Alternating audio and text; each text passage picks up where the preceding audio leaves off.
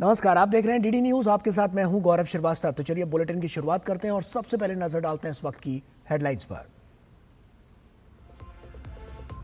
वक्फ संशोधन कानून पर सुप्रीम कोर्ट में आज फिर सुनवाई। केंद्र ने 25 अप्रैल को हलफनामा दाखिल कर कानून को बताया पूरी तरह संवैधानिक।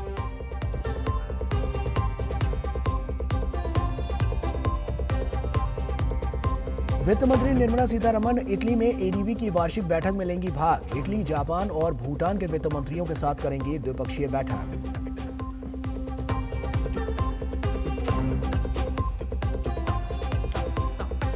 वेव्स शिखर सम्मेलन में 3 दिनों में 3000 से अधिक B2B बैठकों का हुआ आयोजन। 1328 करोड़ रुपए का हुआ कारोबार।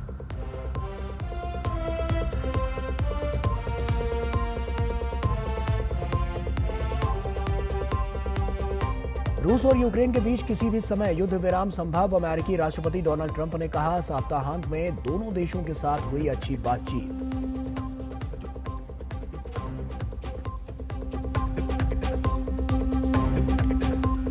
और बिहार में आयोजित खेलो इंडिया यूथ गेम्स में आज होंगे कई अहम मुकाबले। प्रतियोगी आज तैराकी, निशानेबाजी और फुटबॉल में दिखाएंगे दम।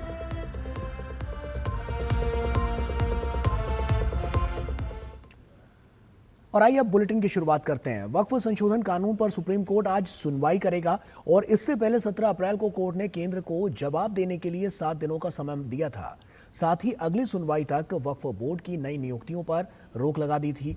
सुप्रीम कोर्ट ने केंद्र का जवाब आने तक वक्फ घोषित संपत्ति पर यथास्थिति बनाए रखने को कहा था। केंद्र ने 25 अप्रैल को कोर्ट में हलफनामा दिया और कहा कि ये कानून पूरी तरह से संवैधानिक है, संसद से पास हुआ है और इसीलिए इस पर रोक नहीं लगाई जानी चाहिए। 1332 पन्नों के हलफनामे में सरकार ने दावा किया है कि 2013 के बाद से वक्फ संपत्तियों में 20 लाख एकड़ से ज्यादा का इजाफा हुआ।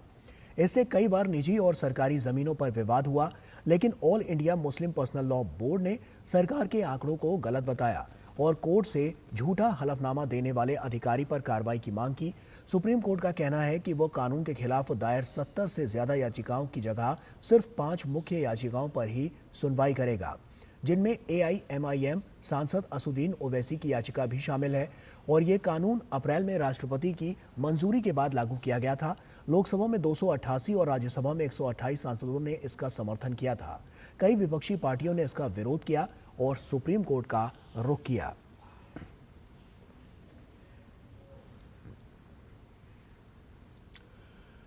और उधर संभल जामा मस्जिद मामले में आज हाईकोर्ट में सुनवाई होनी है। पिछली सुनवाई में ASI की ओर से जवाबी हलफनामा दाखिल करने के लिए समय दिया गया था और मामले की सुनवाई आज के लिए टाल दी गई थी। दरअसल सिविल कोर्ट ने 19 नवंबर 2024 को विवादित मस्जिद परिसर का ASI से सर्वेक्षण कराने का आदेश दिया था, जिसे मस्जिद की प्रबंधन समिति ने हाईकोर्ट में चुनौती दी है। ज्ञानव्यापी मामले में आज इलाहाबाद हाईकोर्ट में सुनवाई होनी है और ये सुनवाई वाराणसी स्थित ज्ञानवापी परिसर में कथित शिवलिंग छोड़कर विवादित वजूखाने के ASI से सर्वेक्षण की मांग वाली याचिका पर होनी है। जस्टिस रोहित रंजन अग्रवाल की सिंगल बेंच मामले की सुनवाई कर रही है।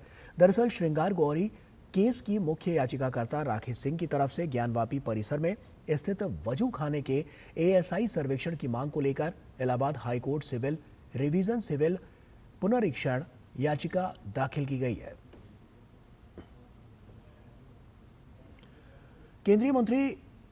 केंद्रीय वित्त मंत्री निर्मला सीतारमण एशियाई विकास बैंक के बोर्ड ऑफ गवर्नर्स की 58वीं वार्षिक बैठक में भाग लेने के लिए इटली के मिलान में है।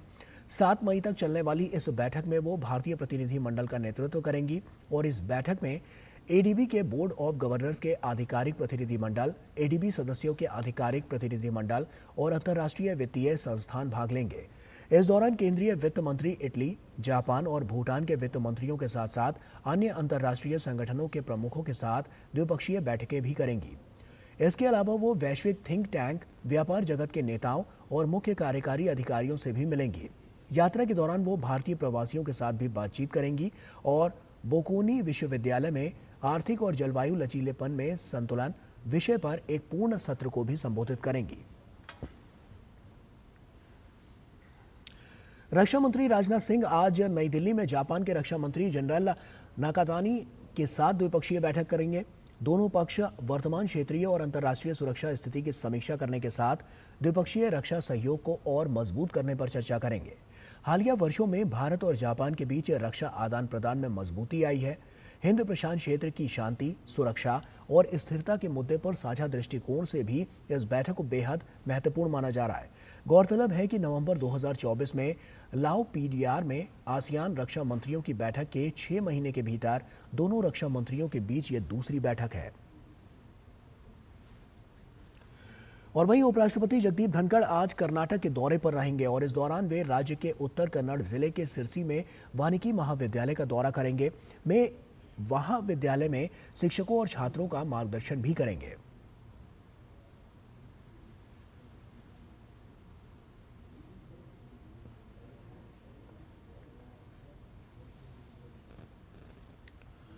और वहीं देश भर के करोड़ों मतदाताओं के लिए चुनाव आयोग चुनाव अधिकारियों और राजनीतिक दलों के लिए एक बड़ा डिजिटल बदलाव लाने जा रहा है। आयोग जल्द ही ECINET नाम से एक सिंगल प्लेटफॉर्म ऐप लॉन्च करेगा जो चुनाव संबंधी सभी सेवाओं को एक जगह पर उपलब्ध कराएगा। ये ऐप चुनाव आयोग की मौजूदा 40 से अधिक मोबाइल और वेब एप्लीकेशनों को एकीकृत कर देगा। इसमें cVIGIL app, voter helpline app, voter turnout app जैसी ऐप्स इसमें शामिल हैं और इस कदम का उद्देश्य नागरिकों, चुनाव अधिकारियों, राजनीतिक दलों और नागरिक समाज के लिए एक सुगम, एकीकृत और उपयोगकर्ता अनुकूल अनुभव प्रदान करना है। चुनाव आयोग का कहना है कि प्लेटफॉर्म मुख्य निर्वाचन आयुक्त ज्ञानेश कुमार की परिकल्पना है और ये प्लेटफॉर्म 100 करोड़ से अधिक मतदाताओं और 10.5 लाख से अधिक BLO, 15 lakh BLA, 45 lakh polling officials, 15,597 AERO, 4,123 ERO और 767 DEO को लाभ पहुंचाएगा। अवैध बांग्लादेशियों के खिलाफ दिल्ली पुलिस का एक्शन जारी है। दिल्ली पुलिस की अलग अलग टीमें छापेमारी कर अवैध घुसपैठियों के खिलाफ एक्शन ले रही हैं और इस कड़ी में पुलिस ने 10 अवैध बांग्लादेशियों को हिरासत में भी लिया है। आपको बता दें कि केंद्रीय गृह मंत्री अमित शाह ने कुछ दिनों पहले ही दिल्ली पुलिस को अवैध बांग्लादेशी, रोहिंग्या घुसपैठियों और उनकी भारत में एंट्री कराने में मदद करने वाले नेटवर्क के खिलाफ सख्त कार्रवाई करने का निर्देश दिया था। अवैध बांग्लादेशियों पर एक्शन, निर्वासन की कार्रवाई शुरू। ट्रांसजेंडर के रूप में रह रहे थे बांग्लादेशी। राजधानी दिल्ली में अवैध रूप से रह रहे बांग्लादेशी नागरिकों की धरपकड़ लगातार जारी है। दिल्ली पुलिस ने 2 अलग अलग इलाकों से 10 अवैध बांग्लादेशियों को हिरासत में लिया है। इसी कड़ी में दिल्ली के पूर्वी जिला पुलिस ने बिना वैध दस्तावेजों के शहर में रह रही 6 बांग्लादेशी महिलाओं को हिरासत में लिया। हिरासत में ली गई अप्रवासियों में 23 साल की मीम अख्तर, 35 साल की मीना बेगम, 36 साल की शेख मुन्नी, 25 साल की पायल शेख, 36 साल की सोनिया अख्तर और 34 साल की तानिया खान शामिल हैं। सभी 6 महिलाएं बिना उचित दस्तावेज के भारत में रह रही थीं। इसके बाद दिल्ली स्थित विदेश क्षेत्रीय पंजीकरण कार्यालय FRRO की सहायता से निर्वासन की कार्रवाई शुरू कर दी गई है। ये महिलाएं पुलिस की पकड़ से बचने के लिए दिल्ली के विभिन्न स्थानों पर रह रही थीं। इसी कड़ी में दिल्ली पुलिस के उत्तर पश्चिम जिले के विदेशी प्रकोष्ठ ने कार्रवाई करते हुए 4 अवैध बांग्लादेशी अप्रवासियों को गिरफ्तार किया। पकड़े गए आरोपितों की पहचान अरमान उर्फ ईशा, आरिफ उर्फ शिल्पा, जाहिद उर्फ मौसमी और बाबुल उर्फ पाकी के रूप में हुई है। सभी बांग्लादेश के नारायणगंज जिले के निवासी हैं। पुलिस के अनुसार पकड़े गए सभी आरोपितों को आगे की कार्रवाई के लिए FRRO के समकक्ष पेश किया गया।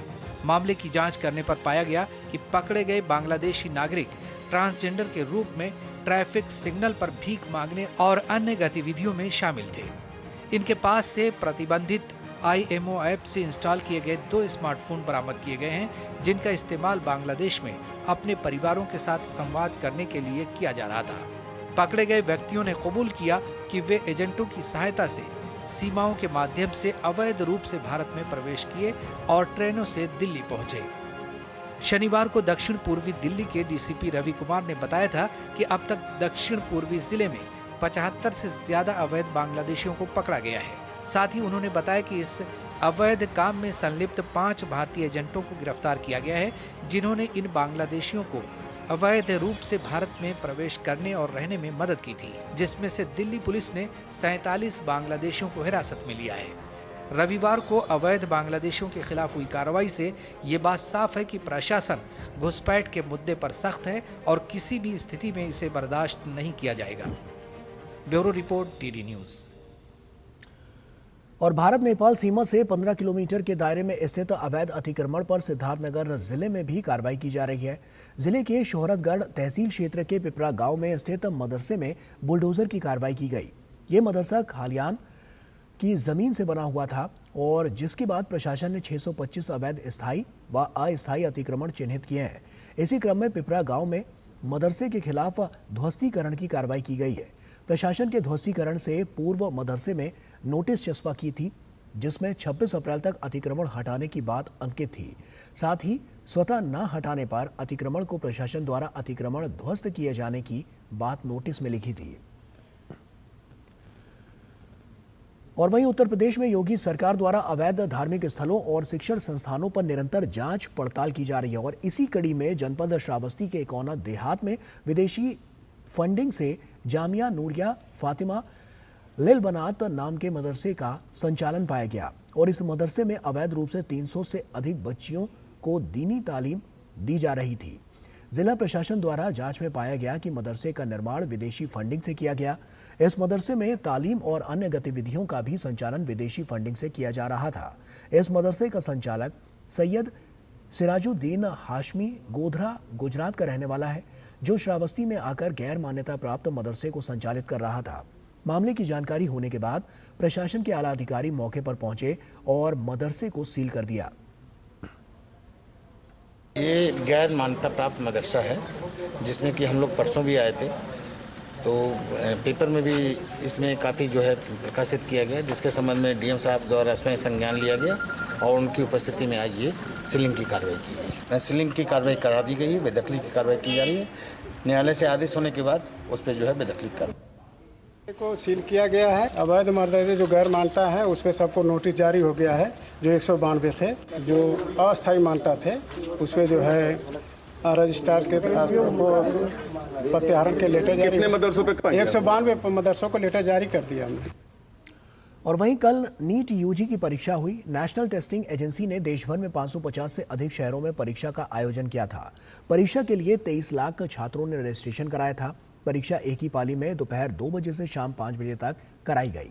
परीक्षा संपन्न होने के बाद दिल्ली में एक परीक्षा केंद्र पर परीक्षार्थियों से बात की हमारे संवाददाता अमरेंद्र गुप्ता ने। देखिए, सिक्योरिटी काफ़ी अच्छी थी, मतलब स्ट्रिक्टनेस काफ़ी थी, चेकिंग वगैरह काफ़ी अच्छे से हुई थी और एग्ज़ाम भी इजी था, ज़्यादा डिफिकल्ट नहीं था। फिजिक्स का पार्ट थोड़ा डिफिकल्ट था बट बायो और केमिस्ट्री अच्छा था। पेपर का लेवल इजी था।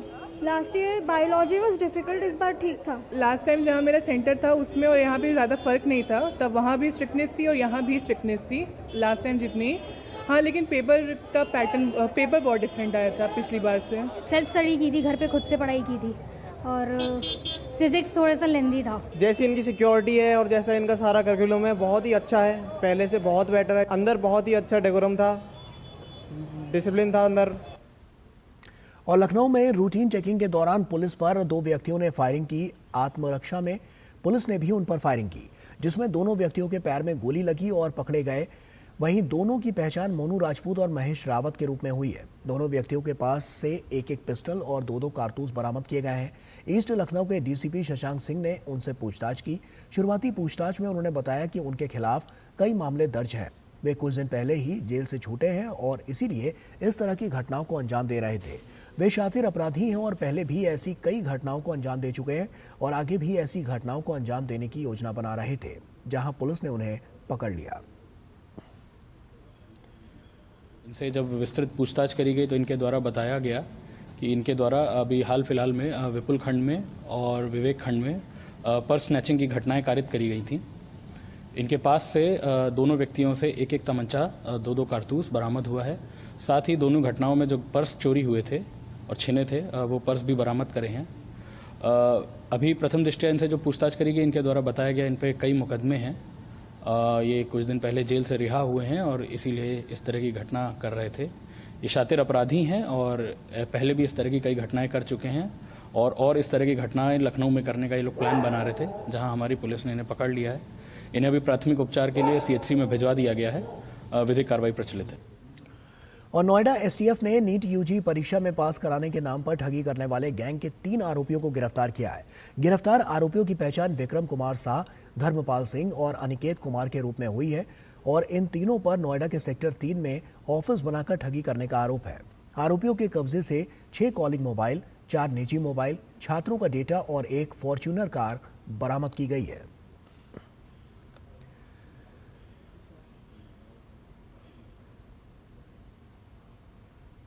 और वक्त यहां पर एक छोटी सी ब्रेक का है, जल्द हाजिर होता है।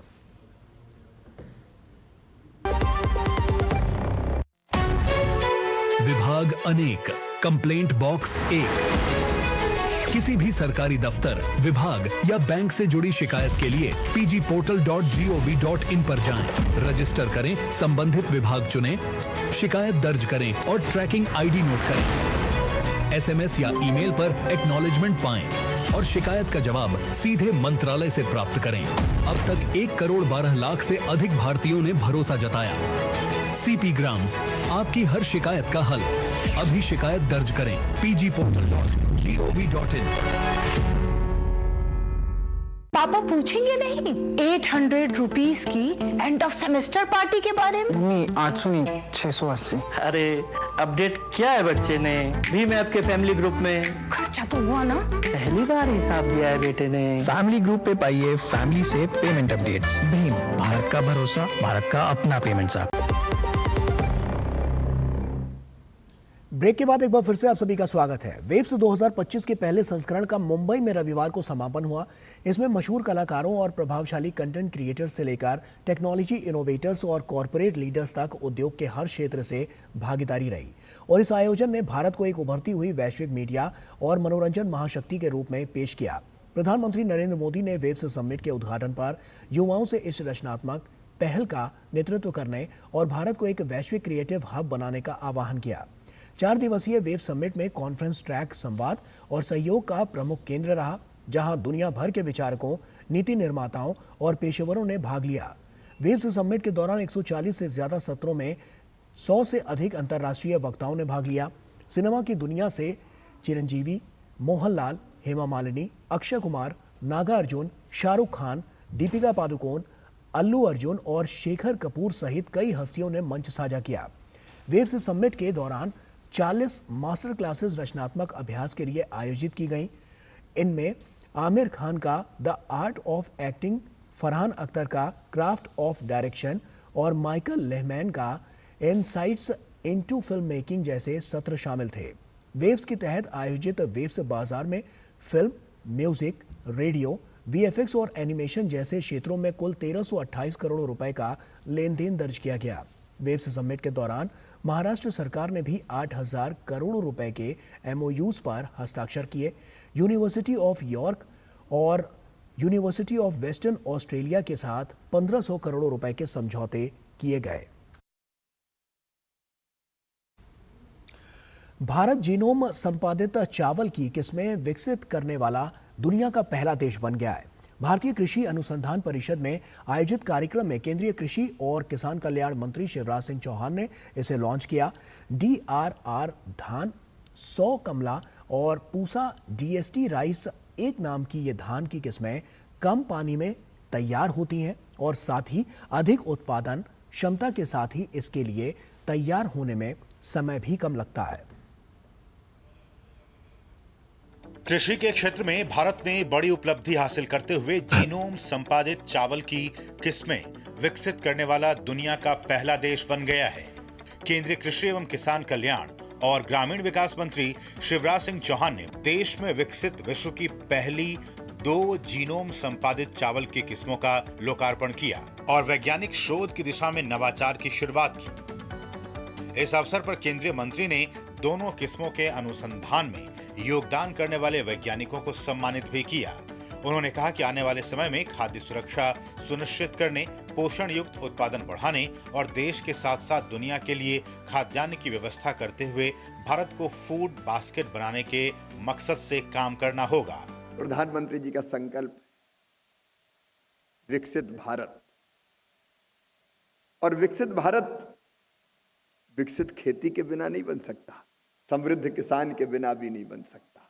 किसान आगे बढ़ेगा, समृद्ध होगा और खेती विकसित होगी, तभी संपूर्णता पूरी तरह से हम विकसित भारत का लक्ष्य प्राप्त कर पाएंगे। प्रधानमंत्री जी के नेतृत्व में काम बड़ी तेजी से चल रहा है। वैभवशाली भारत, एक गौरवशाली भारत, संपन्न भारत, एक समृद्ध भारत, एक शक्तिशाली भारत का निर्माण हो रहा है और खेती उसका मुख्य आधार है। ICAR ने भारत की पहली जीनोम संपादित चावल की किस्में DRR धान 100, कमला और पूसा DST राइस 1 विकसित की हैं। ये किस्में अधिक उत्पादन, जलवायु अनुकूलता और जल संरक्षण में क्रांतिकारी बदलाव लाने की क्षमता रखती हैं। इन नई किस्मों को जीनोम संपादन तकनीक यानी CRISPR-Cas आधारित जीनोम एडिटिंग तकनीक से विकसित किया गया है, जिससे जीवों के मूल जीन में सूक्ष्म बदलाव किए जाते हैं और कोई विदेशी DNA नहीं जोड़ा जाता। SDN1 और SDN2 प्रकार के जीनोम एडिटिंग को सामान्य फसलों के तहत भारत सरकार के जैव सुरक्षा नियमों के तहत मंजूरी प्राप्त हो चुकी है। ICAR ने 2018 में राष्ट्रीय कृषि विज्ञान निधि के तहत 2 प्रमुख धान की किस्मों सांबा महसूरी और MTU 1010 को बेहतर बनाने के लिए जीनोम एडिटिंग अनुसंधान शुरू किया था। इसका परिणाम है इसमें उपज में 19% तक वृद्धि, ग्रीन हाउस गैस उत्सर्जन में 20% तक की कमी, सिंचाई जल की 7,500 मिलियन घन मीटर की बचत, सूखा, लवणता और जलवायु दबाव के प्रति बेहतर सहनशीलता विकसित हुई है। जो मुख्य स्टेपल फसलें हैं, गेहूं हो और धान हो, इसमें बहुत तरह की चुनौतियों का हम लोग को सामना करना पड़ता है। सबसे बड़ी बात तो यह है कि जो क्लाइमेट रेजिलियंस का जो इशू है, क्लाइमेट चेंज का विषय है, उस पर हम लोग को नई नई वैरायटीज़ की आवश्यकता पड़ी और हमारे ICAR के सभी जो संस्थाएं हैं उन्होंने क्लाइमेट रेजिलियंट वैरायटीज़ हम लोगों ने पैदा की है और उसको हम लोग सीड चेन में लाने का प्रयास कर रहे हैं। ये जो टेक्नोलॉजी डेवलप हुई है, ये हमारे देश में हमारे साइंटिस्ट ने पैदा की है, डेवलप की है। ये किस्में आंध्र प्रदेश, तेलंगाना, कर्नाटक, तमिलनाडु, पुडुचेरी, केरल, छत्तीसगढ़, महाराष्ट्र, मध्य प्रदेश, ओडिशा, झारखंड, बिहार, उत्तर प्रदेश और पश्चिम बंगाल राज्यों के लिए विकसित की गई है। भारत सरकार ने बजट 2023-24 में कृषि फसलों के लिए 500 करोड़ रुपए जीनोम एडिटिंग हेतु आवंटित किए हैं। यह वैज्ञानिकों की कड़ी मेहनत का परिणाम है कि भारत ने दुनिया में पहली बार इस तरीके की सफलता हासिल की है और भारत दुनिया में पहला ऐसा देश बन गया है जिसने चावल की 2 किस्मों की जीनोम एडिटिंग करके उन्हें और उन्नत बनाया है। ऐसी ही कोशिश दलहन तिलहन में भी की जा रही है, जिससे कि इन फसलों को और उन्नत तो किया ही जा सके, साथ ही उत्पादन को बढ़ाकर भारत ही नहीं बल्कि विश्व की खाद्य जरूरतों को पूरा किया जा सके। कैमरामैन सुमित नोटियाल के साथ अजीत द्विवेदी, DD न्यूज, दिल्ली। और वहीं खेलो इंडिया यूथ गेम्स 2025 के भव्य उद्घाटन के साथ ही स्पर्धाओं की शुरुआत भी हो चुकी है और ये गेम्स बिहार और राजधानी दिल्ली में आयोजित हो रहे हैं। आज वॉलीबॉल, खो-खो, कबड्डी, गतका, मलखंभ, तीरंदाजी, फुटबॉल में खिलाड़ी मैदान पर नजर आएंगे। वहीं जूडो, स्विमिंग और शूटिंग में खिलाड़ी पदक के लिए जोर आजमाइश करते हुए नजर आएंगे, जबकि एथलेटिक्स 12 मई से शुरू होंगे। हॉकी से 7 से 13 मई तक राजगीर स्पोर्ट्स कॉम्प्लेक्स में खेली जाएगी। बिहार में पहली बार आयोजित हो रहे खेलो इंडिया यूथ गेम्स के 7वें संस्करण में देश भर से लगभग 10,000 खिलाड़ियों और सपोर्ट स्टाफ का दल बिहार पहुंचा है। ये प्रतियोगिताएं बिहार के 5 शहर पटना, राजगीर, गया, भागलपुर और बेगूसराय में आयोजित होंगी, जबकि 3 स्पर्धाएं शूटिंग, जिम्नास्टिक और ट्रैक साइकिलिंग दिल्ली में आयोजित की जाएंगी। और वहीं इससे पहले खेलो इंडिया यूथ गेम्स की शुरुआत बिहार की राजधानी पटना में पाटलिपुत्र स्पोर्ट्स कॉम्प्लेक्स में कल एक भव्य समारोह के साथ हुई। प्रधानमंत्री नरेंद्र मोदी ने वीडियो संदेश के माध्यम से प्रतिभागियों को संबोधित किया।